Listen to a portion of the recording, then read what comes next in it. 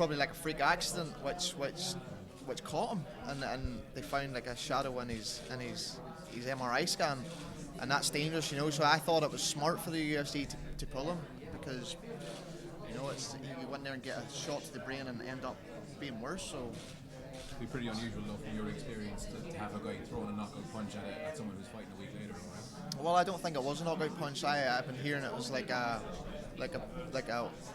they were throwing punches with strikes, like leg kicks as well, and the leg kick was hit with a punch, so it came and sneaked up and caught him. So that's what I heard. But yeah, I think it is a pretty bit unusual for, you know, to be getting knocked out 1 week before the fight, but it is what it is, you know. Norman, happy memories here from last year, of course.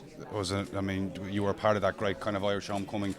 A little bit of pressure maybe on the back of 2 losses. Does the fact that you're coming home, that you're fighting here in this place, your home, does that imbue you a bit more? Are you a bit more happier going into what could be a pivotal fight for you, given that you're going to have complete support at your back?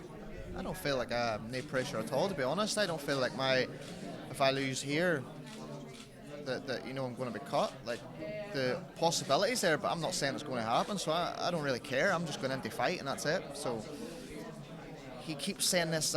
He keeps saying this thing that you're fighting for your job. If that's what's keeping him motivated, you know, just trying to, you know, play that game, that's fine, because I'm coming at him. You know, I'm coming at him straight from the start, and he'll know.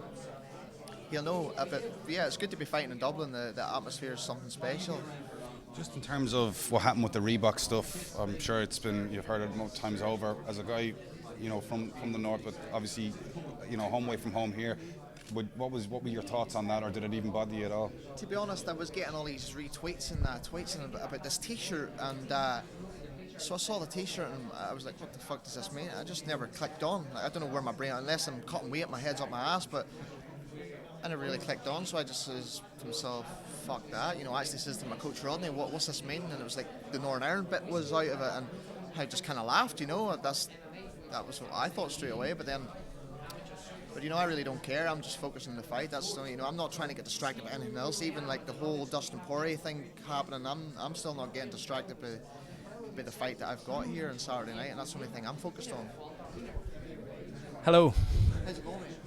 Talk to me about this. You've had a whirlwind 24 hours. It seems like, or 2 weeks even. It seems like Norman Parke's in the main event, co-main event. Now Paddy Houlihan's in the co-main event, but it doesn't matter. You've ended up in the co-main event slot regardless. Yeah, it's been crazy, but as I said before, I don't really mind where the fight's at. I'm still fighting. You know, it's me and him fighting on that date, so that's really all that matters. I know it's been a whole, like, the main event's been lost to co-main. I think that's the first time ever in any UFC card it's ever happened. Would it be right in saying that? I think so. Yeah, I think so. So they say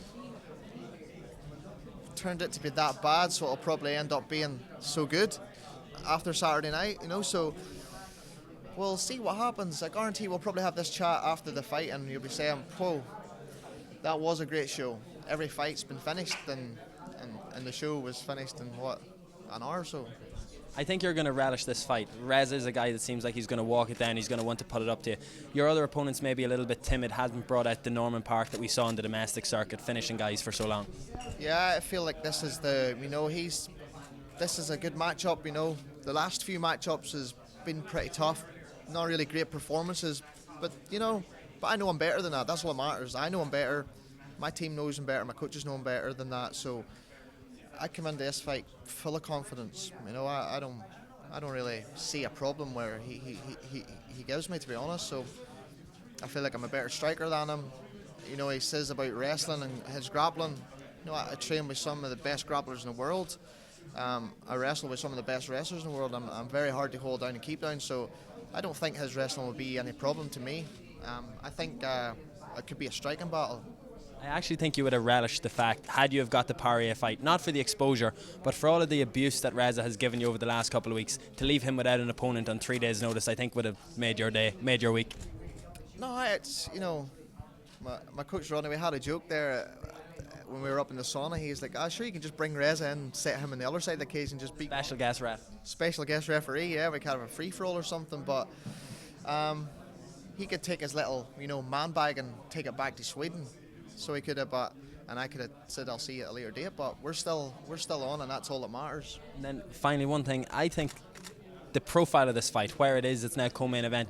I think it's going to do more for you with a win than maybe if it had been lower down the card, because the opponent, he hasn't been around in 30 months.